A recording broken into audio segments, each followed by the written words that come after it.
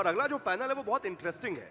देखिए, देश में क्योंकि चुनाव का ऐलान कभी भी हो सकता है, लोकसभा चुनावों का, और उससे पहले जो सत्ताधारी पार्टी है उसके जो रिप्रेजेंटेटिव हमारे साथ हैं वो बढ़ चढ़कर पार्टी की बातें, पार्टी की लाइन न केवल टीवी पैनल्स में बल्कि इसके अलावा आप देखते होंगे हर जगह वो फ्रंट फुट पर आकर रखते हैं और बड़ी बेबाकी से रखते हैं। और दूसरी तरफ वो जो बहुत ही दिग्गज, बहुत ही वरिष्ठ नेता कांग्रेस पार्टी के। जी हाँ, TV9 भारतवर्ष सत्ता सम्मेलन का अगला सेशन बहुत दिलचस्प होने वाला है। कुछ दिनों में ही 2024 के लोकसभा चुनाव की तारीखों का ऐलान हो जाएगा। इस वक्त देश के हर गली, हर मोहल्ले, घर चौराबारे की हर बैठक में एक ही चर्चा है, 2024 के चुनाव में क्या होने वाला है, किसकी सत्ता आने वाली है। तो क्यों ना उस चर्चा को आज इस मंच से भी किया जाए, वो भी देश के दो ऐसे वक्ताओं के साथ जिन्हें पूरा देश सुनना चाहेगा। इस सेशन के लिए मैं मंच पर बुलाना चाहूंगा कांग्रेस के सांसद प्रमोद तिवारी जी और बीजेपी नेता गौरव भाटिया जी को, जिनसे बातचीत करने वाले हैं मेरे सहयोगी राहुल सिन्हा। राहुल, प्लीज। जोरदार तालियों के साथ करें स्वागत। तालियों में जोश दिखना चाहिए क्योंकि ये जोश अभी आपको इनकी बातों में दिखेगा और फिर आप खुद को रोक नहीं पाएंगे।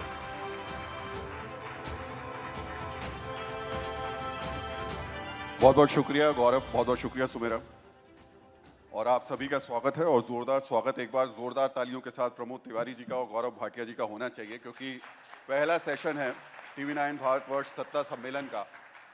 और इस सेशन के जरिए आगाज वैसे लोकसभा चुनाव के भी होने वाले हैं, जिसकी तैयारियां सभी राजनीतिक पार्टियों ने कर ली हैं। ये चर्चा है, विमर्श है, संवाद है। ये वो वाली बहस नहीं है जिसमें आपको जो अमूमन टीवी चैनल्स पर देखने को मिलती है उस तरीके की होगी। हम मुद्दों पे बात करेंगे, और मुद्दों की शुरुआत करने से पहले आज समाजवादी पार्टी के सांसद डॉक्टर शफीकुर रहमान बर्क का निधन हो गया। मुझे लगता है आपने बहुत साथ में काम किया है प्रमोद जी, तो मुझे लगता है कि कुछ अनुभव मैं आप दोनों से उनके जानना चाहूंगा। उसके बाद फिर इस संवाद को शुरू करते हैं। प्रमोद जी, पहले आप। बर्क साहब संभल से मेरे साथ MLA भी थे जब मैं उत्तर प्रदेश की विधानसभा में था, और सांसद भी रहे, लोकसभा में वो रहे, राज्यसभा में मैं रहा। एक अरसे से जानता हूँ। उनकी बातों से इत्तेफाक हो ना हो इत्तेफाक, लेकिन वो अपने विचारों पे कायम रहने वाले लोग थे। उनका एक नज़रिया था। मैं उन्हें अपनी खिराज अकीदत विनम्र श्रद्धांजलि देता हूँ। देखिए, शुरुआत बिल्कुल करूंगा इस बात से, जैसा प्रमोद जी ने कहा कि बहुत ही ज़्यादा एक्सपीरियंस्ड सांसद थे और उनकी बातों से, विचारधारा से हम सहमत हों या ना हो, लेकिन अपनी बात को बेबाकी से रखना और ये आत्मविश्वास होना कि जो मैं बात रख रहा हूँ वो सही है, ये जज्बा उनमें था। और मैं समझता हूँ उनका भारतीय राजनीति में योगदान भी रहा है, क्योंकि लोकतंत्र जीवित और मजबूत तभी रहता है जब हर पक्ष की बात आए। तो उनको हमारी श्रद्धांजलि है और बहुत सी चीज़ें उनकी याद आएंगी, और मैं समझता हूँ एक ऐसा जीवन जिसको आप सार्थक और सफल कह सकते हैं, वो उन्होंने जिया।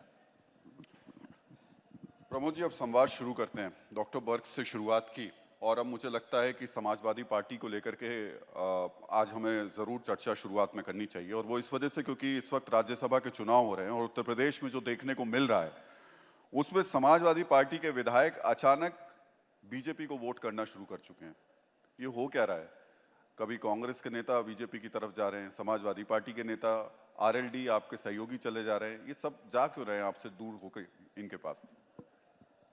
देखिए, हर किसी को राजनीति में अपनी डगर चुननी होती है, अपना रास्ता चुनना होता है। जिसको जहां फायदा नजर आता है वो चला जाता है। मेरे भी जिंदगी में बहुत से ऐसे मौके आए।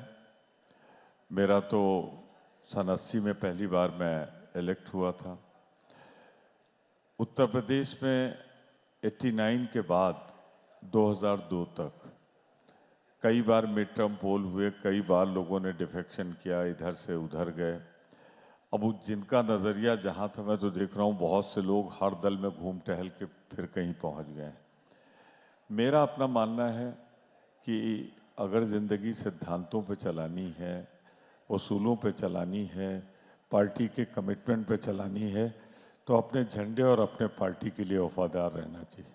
मैं तो 9 बार एमएलए हुआ, कई बार मुझे मंत्री पद का ऑफर हुआ, एमपी बनने के बाद दूसरी बार ये मेरा 11वां टर्म है।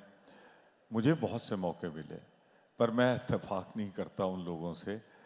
तो जो जहाँ जाए, जिस वजह से जाए, ये उसका अपना नज़रिया है। जो जा रहे हैं उनको शुभकामनाएं, जो नहीं जा रहे हैं उनको भी बधाई। मेरा ये कहना है कि ये एक व्यक्तिगत निजी मसला है, पर कुल मिला के अगर आप देखें तो जनता के बीच राजनीतिज्ञों की छवि जो खराब होती है, ये लगातार दल बदल की वजह से। गौरव, ऐसा क्या हो रहा है? आपकी पार्टी में कोई मैग्नेट चुंबक लग गई है? सब जगह से खिंच खिंच के चले आ रहे हैं। देखिए, मैग्नेट तो बिल्कुल है। मैग्नेट का नाम है श्री नरेंद्र मोदी जी। सब खिंचे चले आते हैं। और मैं बहुत सम्मान के साथ एक बात ज़रूर कहूँगा, प्रमोद जी ने अभी कहा कि पार्टी से वफादार होना चाहिए। मैं समझता हूँ सबसे पहले भारत अपने देश से वफादार होना चाहिए। और अगर कोई पार्टी देशभक्ति के मार्ग से हटने लगे, पार्टी के युवा विरोध करते करते नफरत में इतने अंधे हो जाएं कि वो कहें democracy is dead in India, अगर कोई ये कहे भारत माता डायन है, कोई सर्जिकल स्ट्राइक का प्रूफ मांगे, कोई कहे बालाकोट एयर स्ट्राइक में कौवे मरे हैं, तो लानत है ऐसी पार्टी से। इसको छोड़ के अच्छी पार्टी में आइए, भारत निर्माण में अपना योगदान दीजिए, और यही सीख भारतीय जनता पार्टी हमें सिखाती है। गौरव, लेकिन लोग कहते हैं कि आपकी जो, खासतौर से विपक्ष कहता है कि जो ईडी वाली मैग्नेट है वो ज्यादा स्ट्रांग है। मैं बताता हूं। देखिए, अक्सर ऐसा होता है कि जब ईमानदार दरोगा आता है और जो लोग भ्रष्टाचारी होते हैं, कानून तोड़ते हैं, उनको डंडा पड़ता है ना, वो कहते दरोगा जो है बेईमान है। इसमें गलती इनकी नहीं है। मैं आपको कुछ तथ्य बताता हूं, क्योंकि मैं वरिष्ठ अधिवक्ता भी हूं सर्वोच्च न्यायालय में, और एक भी तथ्य अगर गलत हो तो प्रमोद जी बहुत अनुभवी हैं, मेरी बात को तुरंत काट भी सकते हैं। 10 साल में एक भी ऐसा सर्वोच्च न्यायालय का या उच्च न्यायालय का फैसला बता दें जिसमें राजनीतिक द्वेष से कोई मामला रद्द किया गया हो जो विपक्ष पे किया गया है। क्या यह सत्य नहीं है? सोनिया गांधी और राहुल गांधी सर्वोच्च न्यायालय गए बेल लेने और मामले को रद्द कराने के लिए। नेशनल हेराल्ड केस में सर्वोच्च न्यायालय ने कोई रिलीफ नहीं दिया। क्या यह सत्य नहीं है? मनीष सिसोदिया 1 साल से जेल में है, उनकी बेल सर्वोच्च न्यायालय और हाईकोर्ट ने नहीं दी। क्या यह सत्य नहीं है? संजय सिंह 4 महीने से जेल में है, बेल नहीं हुई। क्या यह सत्य नहीं है? पार्था चैटर्जी जो टीएमसी से आते हैं, उनकी बेल नहीं हुई, जब हमने गुलाबी गड्डियों का एक पूरा सागर देखा था। और मैं एक बात जरूर कहूंगा, हाँ ये भी फैक्ट है, सीबीआई पिंजरे का तोता है, यह सर्वोच्च न्यायालय ने कहा था। और कब कहा था? जब इनकी सरकार थी। आज वो पिंजरे का तोता एक बाज बन गया है और भ्रष्टाचारियों को काट रहा है। मैं समझता हूं ये देश के लिए बहुत ही शुभ लक्षण है, ऐसा ही होना चाहिए। गौरव जी, मैं आपसे अगला सवाल पूछूंगा, लेकिन प्रमोद जी, जो सवाल मैंने पूछा इनसे, आपके नेता अमूमन ये आरोप बीजेपी के ऊपर लगाते रहते हैं कि देखिए एजेंसीज का इस्तेमाल करते हैं और इस वजह से नेता इस तरफ चले जाते हैं। ये वाकई ऐसी स्थिति है या फिर ये आपके नेतृत्व की कमी है कि वो आपके नेताओं को, आपके सांसदों और विधायकों को रोक नहीं पा रहे हैं?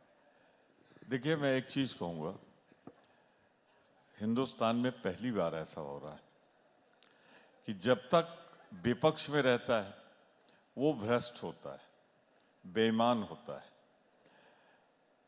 और जैसे ही वो भारतीय जनता पार्टी की सदस्यता ग्रहण करता है, कुछ होगा उसमें, ईमानदार हो जाता है। यही ईडी सीबीआई जो एक मजबूत दरोगा या ईमानदार दरोगा होते हैं, वो बेईमान हो जाते हैं, उसकी तरफ देखना छोड़ देते हैं।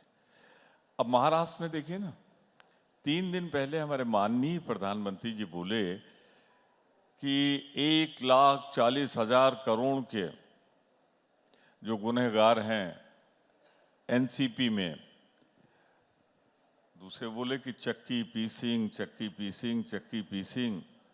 और आज जब वो भाजपा के साथ सरकार में शामिल हो गए हैं तो उनको वो विभाग दिए गए हैं जिसे कहते हैं फाइनेंस। तो यानी कि कल तक इधर था तो चक्की पीसिंग, उधर पहुंच गया तो माल पीसिंग। तो ये फॉर्मूला जो है भारतीय जनता पार्टी का, ये वो साबुन मोदी जी के आने के बाद अगर हुआ है तो ठीक है। अब देखिए ना, कल ही मधु कोड़ा जी गई, समय माफ कीजिएगा, मधु कोड़ा जी तो पति का नाम, उनकी पत्नी गई गीता कोड़ा जी। कितने दिन जेल में रखा आपने? तो जो उनको पालता था, जिसके साथ थे, तो वो तो बेईमान थे, भ्रष्ट थे। अब कल से गई हैं, देखिएगा क्या होता है। आज भी मैं सूची देख रहा था, जो एमएलए जिनके जिक्र हो रहे हैं क्रॉस वोटिंग के, जिनकी अंतरात्मा जाग गई है, उनकी हिस्ट्री सीट मैं बहुत दिनों से पढ़ता आ रहा हूं। तो ऐसा क्या है, जो हिस्ट्री सीटर होते हैं, जो बेईमान और भ्रष्ट होते हैं, वो भारतीय जनता पार्टी में जाते कैसे पवित्र आत्मा बन जाते हैं। ये तो हिंदुस्तान की राजनीति का एक आश्चर्यजनक अध्याय है। मैं उदाहरण देने लगूँ तो बहुत से हैं जी, लेकिन जो गौरव जी ने कहा कि वो राष्ट्रभक्त हैं, तो मेहरबानी करके जो ईमानदार होता है राजनीति में, उसके लिए ये कहना कि वो राष्ट्रभक्त नहीं है, मैं उससे सहमत नहीं हूँ। हम अपने लिए कह सकते हैं, मैं किसी के लिए कुछ नहीं कह रहा हूँ जी, क्योंकि मैंने कभी पार्टी नहीं बदली है। तो मैं पार्टी के प्रति भी वफादार हूँ और देश के लिए अपनी जान कुर्बान कर सकता हूँ, पर देश के हितों से समझौता नहीं कर सकता। गौरव जी, अगला सवाल, आपने इससे पहले वाले जवाब में बहुत सारी लिस्ट मुझे बताई थी। एक लिस्ट मेरे पास भी है, अजीत पवार की लिस्ट है, उसमें नाम है, अशोक चौहान का नाम उसके अंदर है। और जो बार बार बात कही जा रही है, अभी प्रमोद तिवारी जी ने भी जो बात कही कि ऐसा कैसे होता है कि वो नेता जिन पर आप लगातार आरोप लगाते रहते हैं कि ये भ्रष्टाचारी हैं, वो आपके पास आते ही अचानक सब कुछ साफ हो जाता है, वो ठीक हो जाते हैं। देखिए, एक एक करके हर बात का उत्तर दूंगा और प्रयास ये रहेगा तथ्यों के साथ दूं। और प्रमोद जी देश के लिए वफादार हैं, ये मुझे यकीन है, और ये भी मुझे यकीन है कि इनका जज्बा है, ये देश के लिए अपनी जान दे सकते हैं जैसे हम सब दे सकते हैं। लेकिन प्रमोद जी, ये बात मैं राहुल गांधी के लिए नहीं कह सकता, और मैं वजह आपको बताता हूं। जिस जगह पे ये नारे लगे हों, भारत तेरे टुकड़े होंगे इंशाअल्लाह इंशाअल्लाह, और वहां राहुल गांधी खड़े हों, मैं समझता हूं लानत है ऐसी राजनीति पे। और इसलिए बिना संकोच के मैं ये कहूंगा कि प्रमोद तिवारी जी से राहुल गांधी को सीख लेनी चाहिए कि कहां पे एक राजनेता को होना चाहिए और कहां नहीं होना चाहिए। और हां, मैं एक बात और कहूंगा, जब भ्रष्टाचार की आती है, 56 इंच की छाती हो जाती है हर भारतीय जनता पार्टी के कार्यकर्ता की।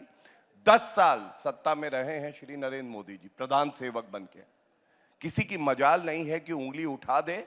उनका चरित्र गंगा जल की तरह पवित्र है, उनके दामन पे कोई दाग नहीं है। और इसीलिए आज चुनाव हमारे पास आ चुके हैं। कोई ये नहीं कह रहा कि कौन जीतेगा, लोग ये कह रहे हैं मोदी जी की सीटें कितनी आएंगी। ये होती है पवित्रता की ताकत, जब आप अपने आप को समर्पित कर देते हैं देश के लिए। आपने सवाल किया, मुझे याद है राहुल जी, मैं भूलता नहीं हूं, याददाश्त मेरी ठीक है, गजनी नहीं हूं बाकी पार्टियों के नेताओं की तरह। आपने कहा कि अजीत पवार के लिए हाईकोर्ट का फैसला, बॉम्बे हाईकोर्ट का आया, उनके खिलाफ जो मामला चल रहा था उसको रद्द किया गया। और इन्होंने कहा कि पार्टी में आते ही क्या चरित्र बदल जाता है? बिल्कुल बदल जाता है। मैं बताता हूं क्यों। ये भारतीय जनता पार्टी वो पार्टी है, जो भी व्यक्ति आता है, पहली बात तो जो पार्टी की मर्यादा है, विचारधारा है, उसके अंतर्गत काम करना होता है। और किसी की हिम्मत नहीं है कि एक पैसे की चोरी जनता की कर सके। जिन्होंने चोरी करी है, जैसे धीरज साहू, 352 करोड़ रुपया नगद वहां से प्राप्त हुआ, तो उसके खिलाफ भी कार्रवाई हो रही है। ये भाजपा सुनिश्चित करती है कि कोई भ्रष्टाचार ना करे। दूसरी बात, मैं आपको 2 उदाहरण देता हूं। शुवेंदु अधिकारी जी टीएमसी से हमारी पार्टी में आए, उनका सीबीआई, एक मिनट मेरी बात पूरी हो जाए प्लीज। सीबीआई का मुकदमा चल रहा था, चार्जशीट फाइल हुई जब वो भाजपा में थे, आज तक वो मामला बंद नहीं हुआ। लेकिन आज सवाल ये पूछा जाएगा, मुकुल रॉय टीएमसी से भाजपा में आए और उनका मुकदमा चलता रहा और चार्जशीट लगी, लेकिन वापस टीएमसी में चले गए। अब वो भ्रष्टाचारी हैं या नहीं है? अजीत पवार ये कहते हैं हमारे साथ हैं, भ्रष्टाचारी हैं। महावसूली गौरव जी, अघाड़ी एक मेरा भी में आपने इसी डिप्टी में ऐड ऑन कर सीएम लीजिए। बताया, तो क्या उस वक्त वो भ्रष्टाचारी थे या गौरव जी, नहीं थे? ये भी कृपया इसी में ऐड ऑन कर लेते हैं एक छोटा सा। आप जब तमाम ये बातें कर रहे हैं, कुछ वक्त पहले ही आप श्वेत पत्र लेकर आए हैं यूपीए को लेकर के, उसमें आपने आदर्श घोटाले की बात की थी और उसके 2 दिन बाद ही अशोक चौहान को आपने शामिल कर लिया। मुख्यमंत्री कौन था उस वक्त? कांग्रेस की सरकार थी, मैंने आपको बताया, पृथ्वीराज चौहान जी, आप चेक कर लीजिएगा, मुख्यमंत्री थे वो। कांग्रेस क्या ये मानती है भ्रष्टाचार हुआ है?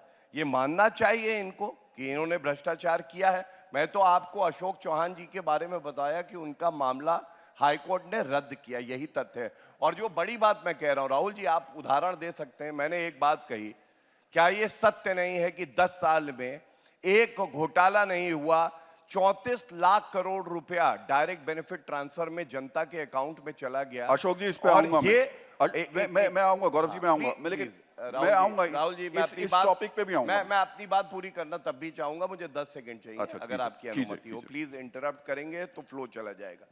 34 लाख करोड़ रुपए डायरेक्ट बेनिफिट ट्रांसफर में अकाउंट में गए। ये लोग कहते थे 1 रुपया भेजते हैं दिल्ली से, 15 पैसे पहुंचते हैं। क्या ये फर्क नहीं आया?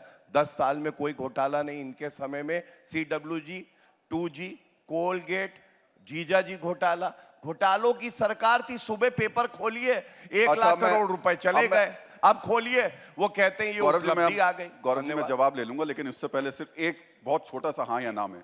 आपने कहा पृथ्वीराज चौहान थे और वो अशोक चौहान से कोई मतलब नहीं था। इसका मतलब क्या आप अशोक चौहान को क्लीन चिट दे रहे हैं? आप कह रहे हैं कि उनका कोई हाईकोर्ट ने दी। राहुल जी, आप हाईकोर्ट में आस्था रखते होंगे, मेरा यकीन है। चलिए, मैं जवाब ले मैं मेंबर पार्लियामेंट हूँ, डिप्टी लीडर हूँ पार्टी का।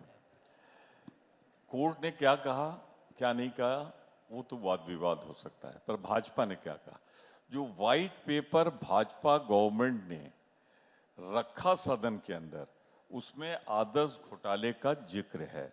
आई चैलेंज दिस, मैं चुनौती देता हूँ। यानी 10 दिन पहले तक जिसे आप भारत की पार्लियामेंट की फ्लोर पे आदर्श घोटाले का दोषी माने हैं, वो 10 दिन में कैसे नहा धो के या कुछ होगा, खास चीज होगी, उससे साफ सुथरा हो गया। तो या तो आप अपने व्हाइट पेपर पे विश्वास मत करिए, कहिए वो झूठ का पुलिंदा था, या ये कहिए कि हाँ हमने ले लिया है और अब आदर्श नहीं रहा। दूसरी बात, मुझे भी जवाब देना है। प्रमोद जी, मेरे एक सवाल के साथ जवाब दे नहीं, दीजिएगा। आपके सवाल का नहीं, पहले गौरव जी ने जो उठाया है मुझे उसका जवाब देने दीजिए। बेहतर होता कि हम लोग चर्चा में कांग्रेस और भाजपा की बात करते, नेताओं तक न जाते। भारतीय राष्ट्रीय कांग्रेस के अध्यक्ष हैं और हमारे नेता हैं राहुल गांधी जी, उन पर कुछ इल्जामात लगाए गए। मैंने कहा रहे हैं। खड़गे साहब आज अध्यक्ष हैं, उसके पहले निवर्तमान अध्यक्ष सोनिया जी और उसके पहले राहुल जी थे। मैं एक बात आपसे बहुत विनम्रता से कहना चाहता हूं, हमें अपने नेता पर ये इल्ज़ाम से मैं दृढ़ता से इनकार करता हूं। अब भीड़ में कहीं नारे लगे हों, कोर्ट में है, लगे कि नहीं लगे वहाँ तय होगा, पर क्या मुफ्ती परिवार के लिए आतंकवादी और आतंकवादी की बेटी नहीं कहा जाता था? मैं नहीं कहता था, न कल कहता था, न आज कहता हूँ, पर मोदी जी कहते थे चुनाव में, और चुनाव के बाद वही महबूबा मुफ्ती को मुख्यमंत्री बनाकर आप उनकी सरकार में शामिल हो जाते हैं। तो आपकी सुविधा के लिए कभी कोई आतंकवादी बन जाता है, कभी नहीं बनता। जहाँ तक राहुल जी की बात है, हमें भाजपा जैसी पार्टी से सर्टिफिकेट नहीं चाहिए उस परिवार के लिए, जिस परिवार के पंडित जवाहरलाल नेहरू 14 साल जेल में रहे हों, जिस परिवार की इंदिरा गांधी ने सीने पे गोलियां खाई हों, जिस परिवार के राजीव गांधी ने देश के लिए अपने टुकड़े किए हों, जिस राहुल गांधी ने एक पदयात्रा कन्याकुमारी से कश्मीर तक की हो, तो उसे आप सर्टिफिकेट ना दीजिए। फिर मैं पूछ बैठूंगा कि राफेल का क्या हुआ, तो हम लोग क्यों जाएं उतनी दूर तक?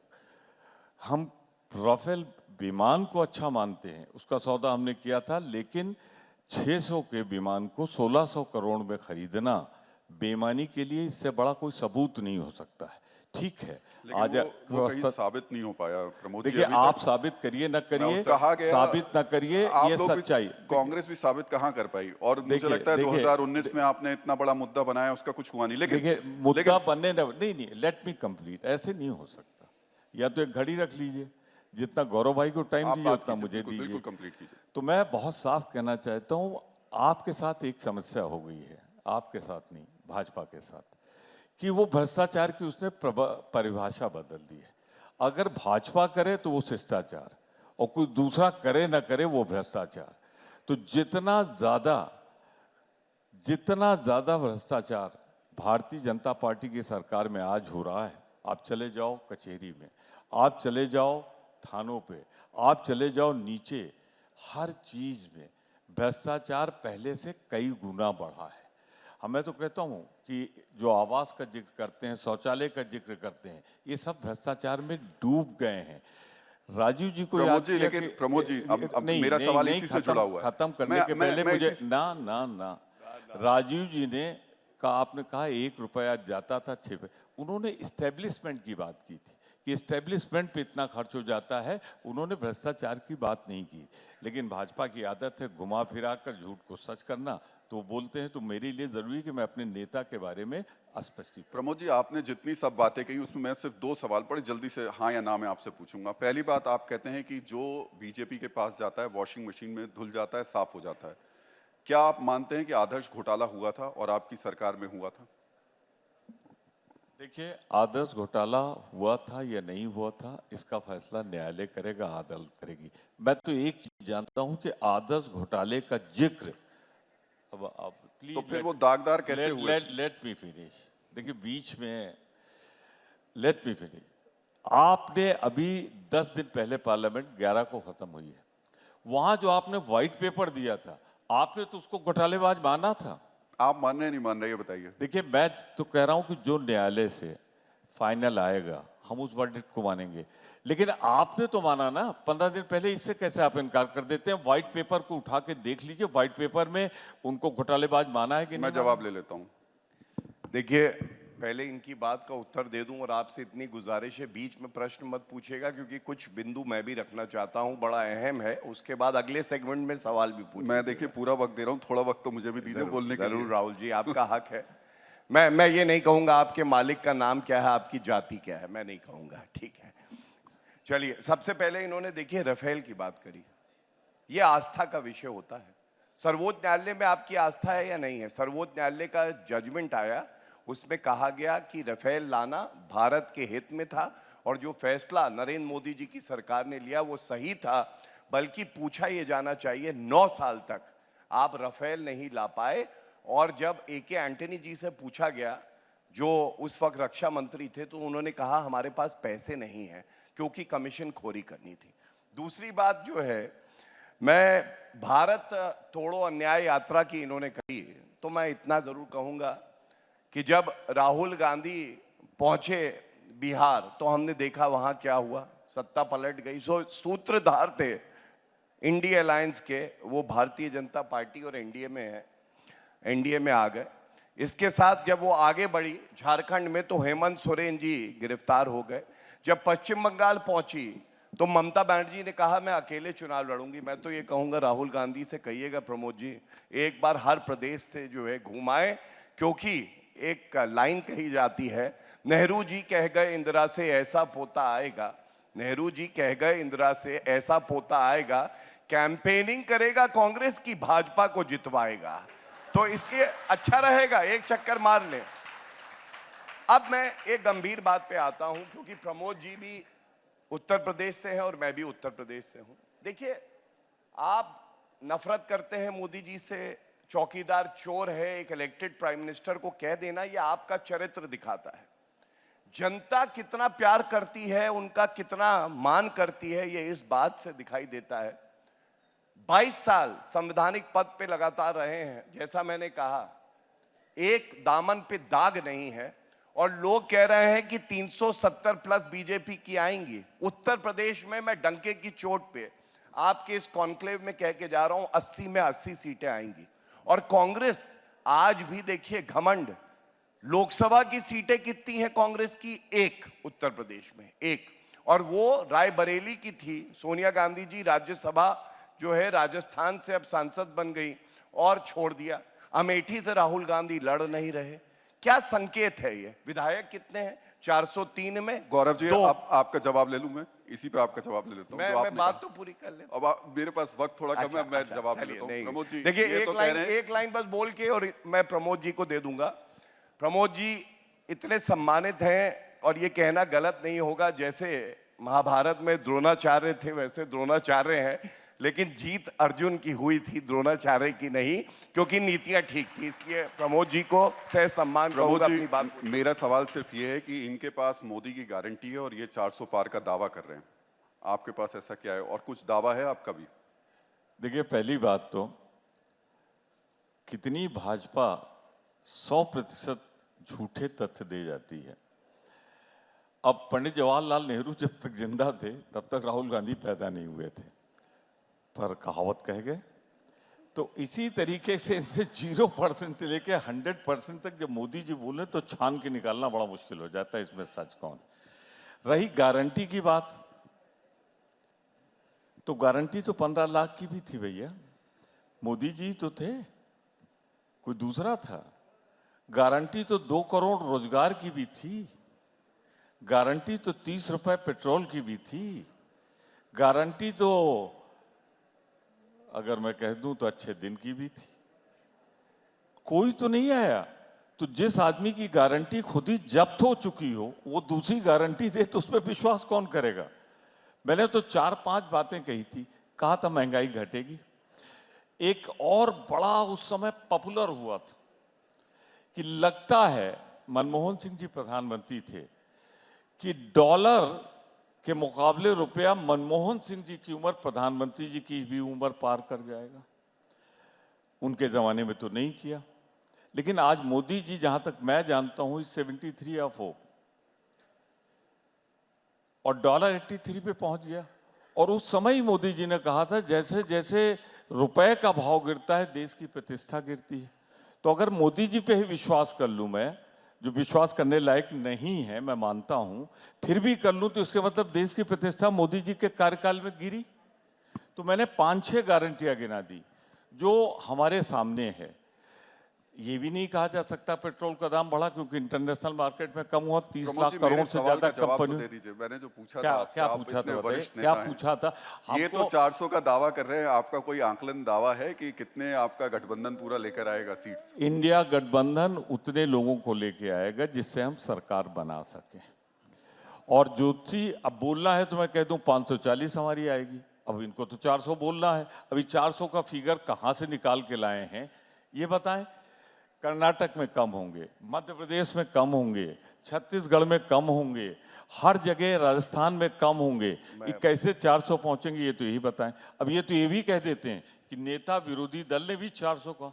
नेता विरोधी दल के बगल में उपनेता मैं हूं, बैठा था, उन्होंने कहा 400 तो छोड़िए 100 नहीं आएगा। और मोदी जी रोज भाषण में बोलते हैं कि नेता विरोधी दल भूल गए। तो मैं ये जवाब हाँ, ले लेता हूँ। गौरव जी, सवाल मेरा थोड़ा सा ऐड ऑन करके फिर जवाब दीजिएगा। आप 400 का दावा तो कर रहे हैं, लेकिन एक अकेले मोदी के दम पे आप अपने आप को दुनिया की सबसे बड़ी पार्टी बताते हैं, लेकिन आपको भरोसा सिर्फ एक व्यक्ति पर है, ऐसा क्यों? देखिए, सबसे पहले तो एक गर्व की बात है कि हमारे पास मोदी जी जैसा नेता है, जैसे एक गर्व की बात है हर नागरिक के लिए भारत के। और इसके साथ मैं ये भी कह दूं, हमारे राष्ट्रीय अध्यक्ष जेपी नड्डा जी हैं, कोई उपनाम लेके पैदा नहीं हुए थे। अपनी मेहनत, अपनी कर्मठता से राष्ट्रीय अध्यक्ष बने, जो कि इनकी पार्टी में शायद संभव ना हो क्योंकि गांधी परिवार का वर्चस्व रहता है ज़्यादातर। हमारे पास अमित शाह जी हैं, माइक्रो मैनेज करते हैं। और मैं समझता हूं जो उनका चुनावी विश्लेषण होता है, तैयारी होती है, आधुनिक राजनीति में चाणक्य कहा जाए तो गलत नहीं है। हमारे पास योगी आदित्यनाथ जी हैं, दूसरी बार उत्तर प्रदेश के यशस्वी मुख्यमंत्री बने। राजनाथ सिंह जी हैं, और हम सब ने देखा है किस तरह से एक साधारण जीवन जनता के प्रति समर्पित रह के आज इतने बड़े पद पे हैं। इसलिए तमाम नेता हैं, ये कहना उचित नहीं होगा कि सिर्फ मोदी जी हैं। मैं कहता हूं मोदी जी वो नेतृत्व है जो धुरी है जिसके आसपास भाजपा है, लेकिन हमारे पास बहुत कर्मठ नेता है, करोड़ों कार्यकर्ता भी हैं। और दूसरी बात, प्रमोद जी के सवाल का जवाब दे दीजिए। हाँ, मैं बिल्कुल दे देता हूं। देखिए, इन्होंने कहा गारंटी क्या है, तो मैं अर्ज करूंगा, प्रमोद जी सुन लीजिए। इन्हें गुमा है कि तुम्हारी उड़ान कम है, इन्हें गुमा है कि तुम्हारी उड़ान कम है, मुझे यकीन है कि पूरा आसमान कम है। यह है भारतीय जनता पार्टी। और गारंटी मैं बाकी बातें नहीं करूंगा राहुल जी, जो कोई ना कर सका, इम्पॉसिबल टर्न्ड इनटू पॉसिबल, वो व्यक्ति नरेंद्र मोदी जी हैं। मैं आपको बताता हूं, अनुच्छेद 370, 70 साल कोई हिला नहीं पाया था, संविधान कहता था टेम्पररी है, किसने हटा के दिखाया? नरेंद्र मोदी जी।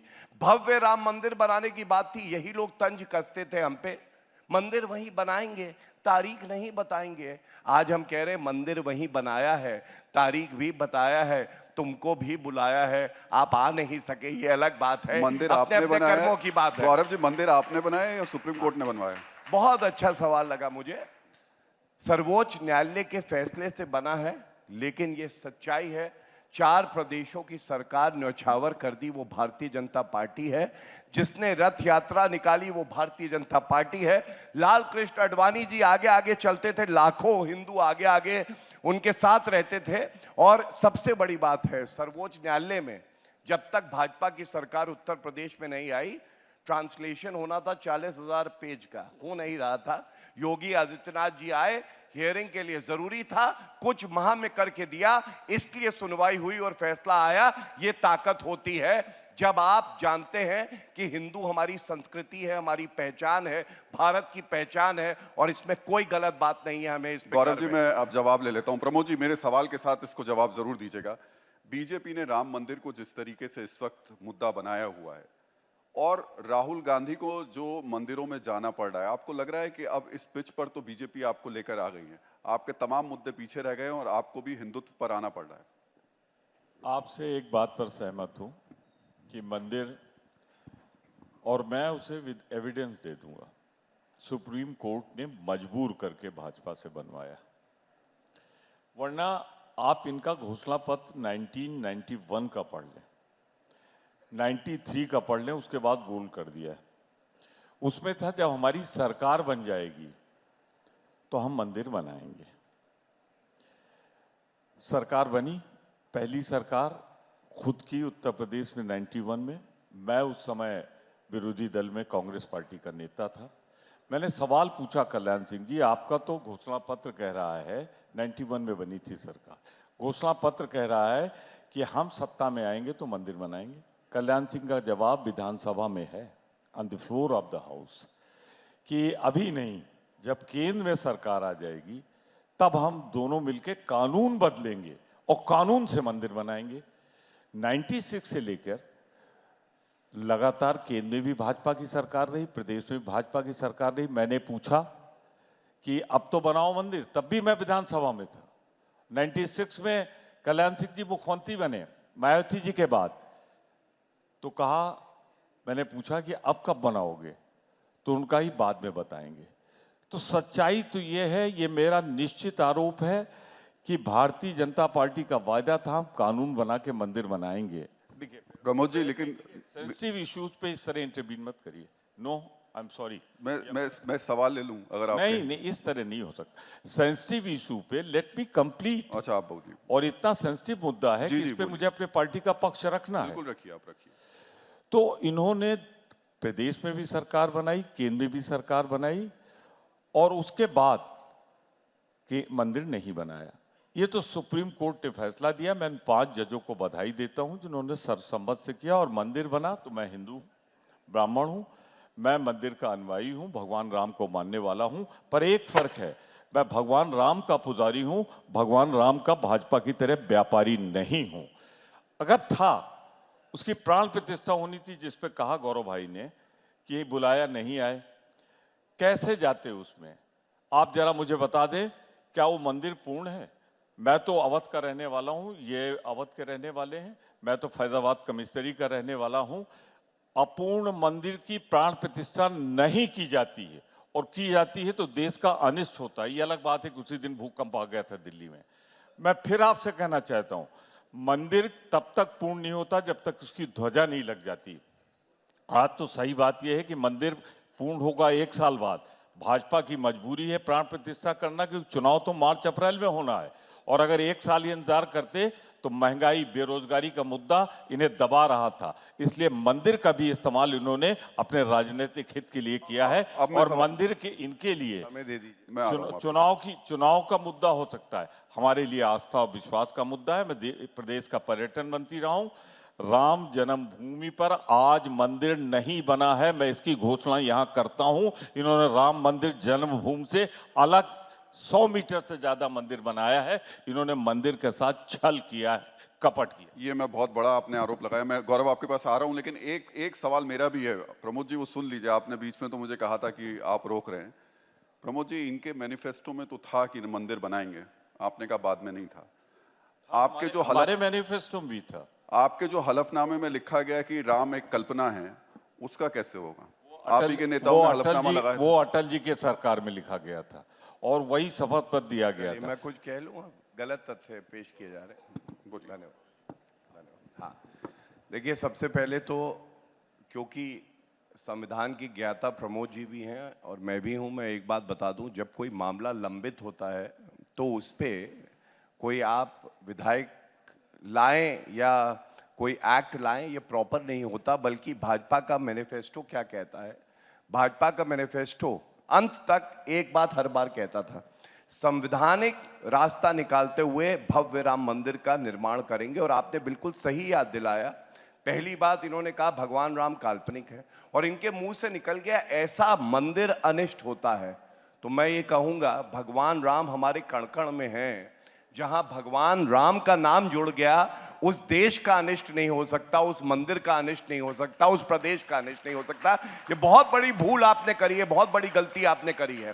दूसरी बात, क्या ये सत्य नहीं है, ये कहा गया कि लड़के लड़कियां छेड़ने मंदिर में जाते हैं, ये आस्था है राहुल गांधी की? क्या ये सत्य नहीं है कि कांग्रेस मुस्लिम पार्टी है, ये राहुल गांधी ने कहा? मैं केवल एक बात कहूंगा, तुष्टीकरण की राजनीति खत्म हो गई है। संतुष्टिकरण की राजनीति नरेंद्र मोदी जी ने शुरू करी है, और जिसका डंका पूरे विश्व में बज रहा है वो नेता है नरेंद्र मोदी जी। और इनको जलन हो रही है, वो जलन ठीक है, लेकिन आत्मचिंतन करिएगा। उत्तर प्रदेश की भी मैंने बात करी, जिस पार्टी की 425 लोकसभा सीटें थी, आज वो 52 सीटों की पार्टी बन के क्यों रह गई? और भाजपा 2 सांसद की पार्टी थी और 303 सांसदों की पार्टी क्यों बन गई? कुछ तो हमने ठीक किया होगा, जनता का विश्वास जीता होगा, ईमानदारी से सेवा। गौरव जी, लेकिन एक जो आरोप लगाया है उस पर तो जरूर आपका जवाब बनता है। प्रमोद जी का कहना है कि जिस जगह मंदिर बनना था आपने उस जगह नहीं बनाया, उससे हटके बनाया। ये बहुत बड़ा आरोप है। देखिए, मैं इतना ही कहूंगा, यह बिल्कुल गलत, बेबुनियाद है। और टीवी 9 भारतवर्ष की भी रिपोर्ट और तमाम चैनल की रिपोर्ट चली है। ये जो सारे ऐसे भ्रामक तथ्य डाले जाते हैं, ये कांग्रेस द्वारा ही डाले जाते हैं। और वो क्यों है? क्योंकि इनके पैरों के नीचे जमीन नहीं है। गजब ये है, फिर भी इन्हें यकीन नहीं है। प्रमोद जी, टाइम जोड़ लीजिएगा, एक एक तथ्य का जवाब दे दूंगा। हाई कोर्ट ने जो होल्ड किया था कि राम जन्मभूमि पे जो बना हुआ विवादित ढांचा है, वो विवादित ढांचा एक हिस्सा मंदिर को मिलेगा, एक मस्जिद को मिलेगा, एक संप्रदाय को। आज उस जगह से मैं भरी सभा में टीवी 9 के लाइव शो में चुनौती देता हूं, मंदिर का निर्माण उस जगह पे नहीं हुआ। और मैंने भारत की पार्लियामेंट में भी ये चुनौती दी थी कि एक सर्वदलीय संसदीय प्रतिनिधिमंडल चला जाए और देख ले कि मंदिर जहां बना है क्या वो विवादित ढांचा था वहां बना है या उससे 100 मीटर के आसपास दूर हट के बना है। आपके पास ये जानकारी आई कैसे? अब मैं फिर आपसे कहता हूं, मैं भी थोड़ा सा, मेरी भी जानकारी आप बढ़ा दीजिए। ये जो 100 मीटर की जानकारी आपके पास कैसे कर रहा हूं कि आप पूरा नहीं करने देते। तो मुझे सवाल तो पूछने दीजिए। नहीं, तो सवाल पूछने का मतलब ये नहीं कि जितना समय आप गौरव जी को देंगे। मैं दे रहा हूं, आप ही से तो जवाब मांग रहा हूं मैं। फिर सवाल बाद में पूछेगा। मैंने कहा पर्यटन मंत्री था, मैं उस समय जहां मूर्ति रखी गई थी वहां गया था। और दूसरा ये कहना कि मैंने कहा अनिष्टकारी होगा, मैंने कहा जब मंदिर होता है तो उसकी जब पूर्णता हो जाती है, शिखर बन जाता है उसका, ध्वजा आ जाती तो मंदिर पूर्ण होता है। अगर उद्घाटन करना था तो उस समय की प्रतीक्षा करनी चाहिए थी, और अगर उस समय की प्रतीक्षा नहीं की जाती तो मैं फिर कहता हूं, अपनी कमियों को ढकने के लिए मंदिर का शिलान्यास जब हुआ था उस जगह पे भी नहीं बना जहां पे आज उद्घाटन हुआ है। वो जगह, वो विवादित ढांचा नहीं है। और अनिष्ट तो जहां भगवान का नाम तो बिना मंदिर के भी लिया जा सकता है। मेरी भगवान राम में पूरी आस्था है, उनका नाम ले लीजिए तो हर विघ्न बाधा चली जाती है।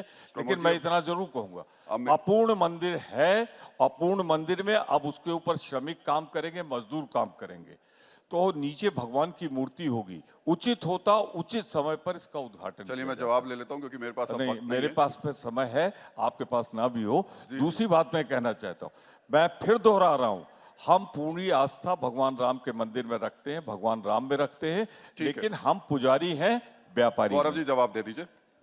देखिए, प्रमोद जी को इतना कुछ कहते हुए मंदिर के बारे में, हिंदू धर्म के बारे में बहुत सुख की अनुभूति हुई, क्योंकि यही तो हमारी विचारधारा की जीत है।